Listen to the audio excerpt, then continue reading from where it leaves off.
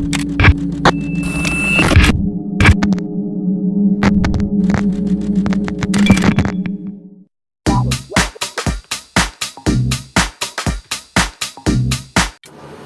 xin chào tất cả các bạn quay trở lại với kênh của bạn học Lazada. Lần trước thì mình có làm về cái video về cái khoan pin auto này, độ thêm pin cho nó, nhưng mà thực sự thì kết quả không được mong nghĩ lắm, tại vì dùng cái cell mình độ đây là cái cell 18650 của laptop, cái dòng xảo nó thấp, thành ra khi mà mình chỉ dùng được khoảng 3-4 lần thì nó không thể là xả, nó không còn dòng để xả nữa. Mặc dù mình tháo ra bình pin mình đo lại thì vẫn 12V, nhưng mà cái khoan này hiện đang không chạy được. Và để khắc phục thì mình đã mua thêm một cái cell mà có dòng xả cao hơn. Ở đây mình cũng review và thử lắp cho cái khoan này xem nó chạy như thế nào nhé.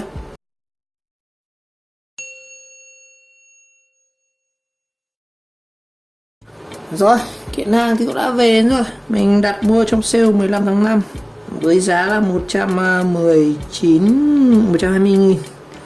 Chúng ta sẽ có hai loại pin.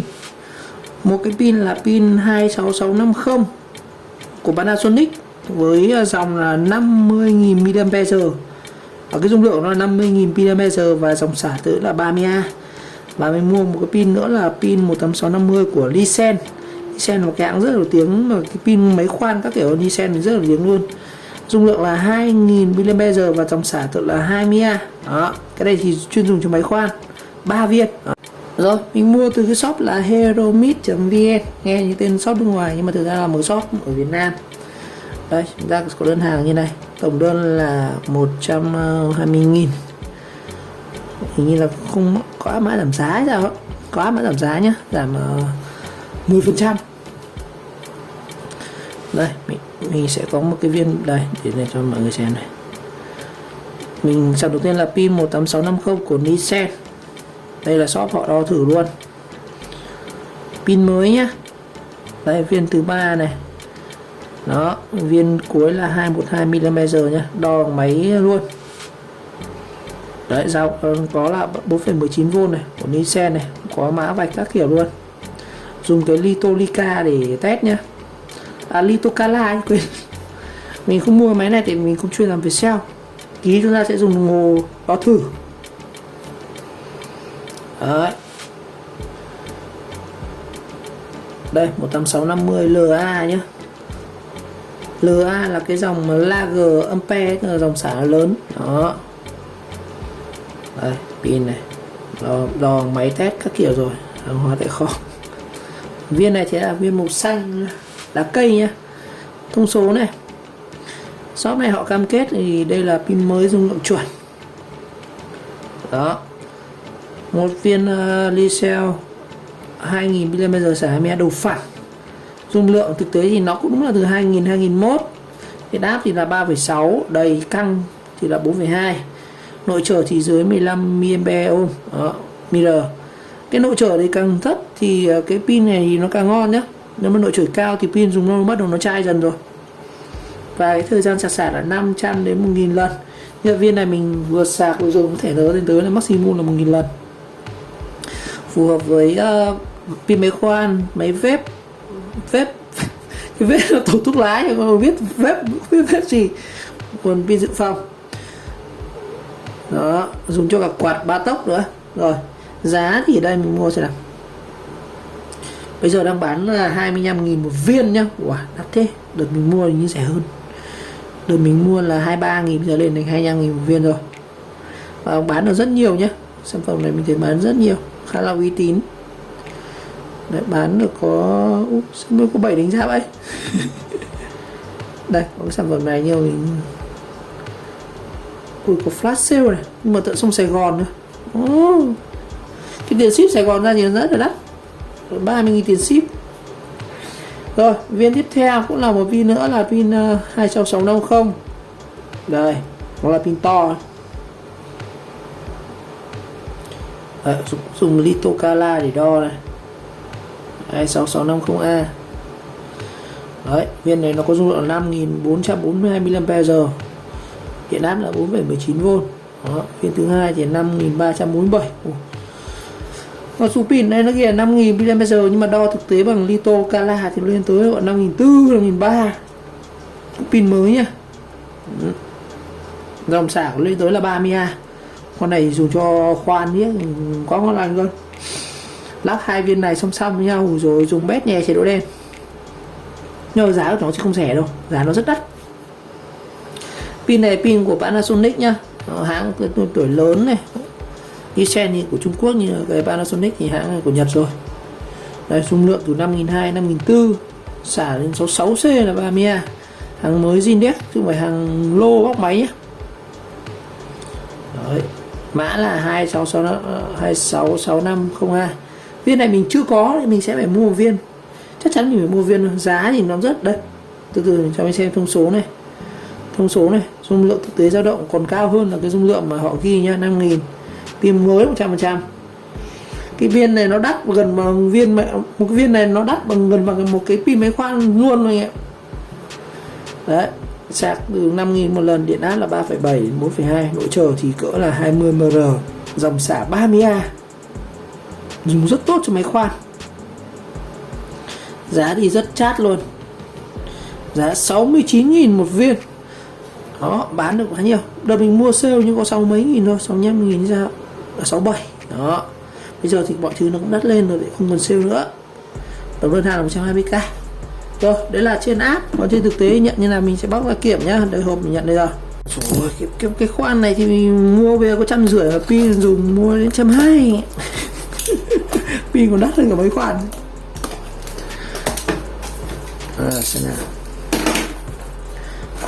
Giấy gì đây? Ui dồi, thư cảm ơn. Shop em rất vui vì nhận được xin tưởng mua hàng của bác. Hy vọng bác đã có trải nghiệm tốt khi mua. Nói chung là cái xưng hô này mình thấy rất là thân thiện với mấy anh em kỹ thuật. Mua hàng tặng bác với cháu kiểu. Rồi. Đây, đóng cẩn thận lắm anh em. Trong có bọc xốp này. Dán băng dính bọc ngoài ấy. Rất cẩn thận, ở trong shop cẩn thận. Nó giá thì không rẻ thế nào nhỉ? Mình có thể mua rẻ hơn bằng những cái pin mà bóc máy nhé. Họ bóc từ pin của xe đạp điện này, bóc của lốp xe khác này, thì bán nó sẽ rẻ hơn. Viên đấy thì nó từ 17.000 đến 18.000. Còn như mua mới này rất là đắt. Đấy, chúng ta có hai cái mã sản phẩm. Đó. Đấy, viên đầu tiên là Licel này. LS là viết của nhãn hàng là Licel. LR1865 NA Made in China, có ở mã vạch này 26632, 26628 nhé. Mỗi viên này chỉ nêu mã vạch của nó nhé. Đấy, 26628, 26639 này. Đó là không phải là pin. Nếu mà pin lô thì nó đóng mã nào cũng giống nhau, nhưng mà pin này mã vạch của nó khác, biết là xịn rồi, cầm rất là chắc tay luôn. Pin này thì chưa hàn, chưa làm gì cả, mới tinh này, đầu điếc còn nguyên luôn, chưa chà nhám gì cả. Đó, pin này mới tinh hình tịch luôn, nét căng nét luôn này ạ, cầm rất nặng, đàm tay. Đây là của Nicel nhá, 20 mấy nghìn một viên nhỉ. Rồi mình có một viên của 26650, pin này 5.000 mAh này. Cái bảo của Pana nhưng mình chưa nhìn thấy chữ Pana ở trên này. Chả thấy chữ Panasonic ở đâu.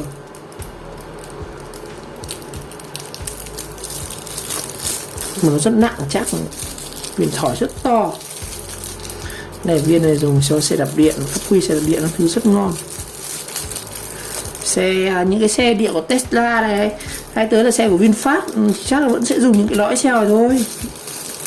Ô tô điện hiệu vẫn dùng những cái lõi xeo này. Đó, trong nó là nhiều cái xeo này, nó led, nó ráp lại với nhau mà. Có pin 5.000 nhận rất nặng. Chính ra 3 viên này thì chúng ta mua nó chỉ rơi khoảng là tầm 25 là 75.000. Viên này thì 60 mấy nghìn thì nó cũng, viên này thì là kinh tế hơn nhá. Rồi mình sẽ đo thử nhá. Mình không có máy cái Litolacapa đấy, mình sẽ sử dụng cái băng này thôi để chúng ta đo. Cái kia thì nó đo được cả nội trở này, nó đo được cả dòng cả áp, nhưng mà cái này thì mình chỉ đo được ấy thôi, dung lượng thôi.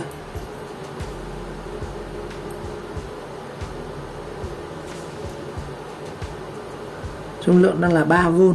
Đó.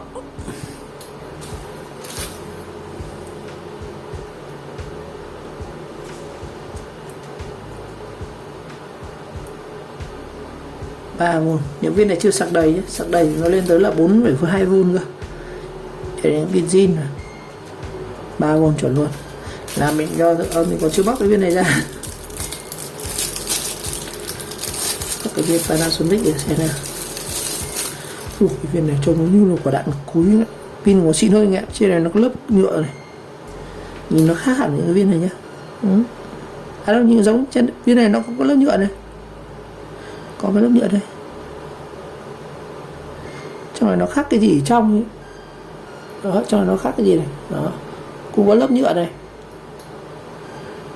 Đây ở Pana nhưng mình không thấy, con này cũng không có mã vạch luôn. Cũng 3V rồi.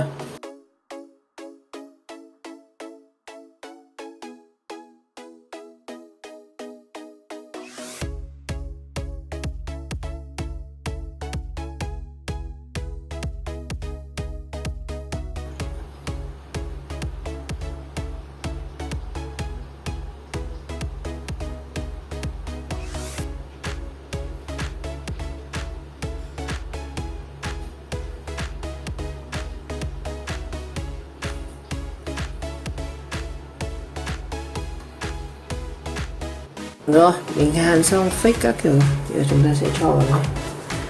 Đây, nó có sẽ là 3 cái g này sẽ là ứng cái này. Cái lỗ này sẽ ứng lỗ sạc này. Rồi, mình căn chỉnh lại một chút để sao cho pin này nó khớp với cái răng chỗ này. Rồi, mình sẽ thử lại nhé. Cái viên này thì mỗi viên nó đang có là khoảng 3V thôi, nhưng mà cái dòng xả nó cao thì chắc là một khoa này nó vẫn chạy được. Ok rồi, giờ mình sẽ hoàn thiện nốt rồi này.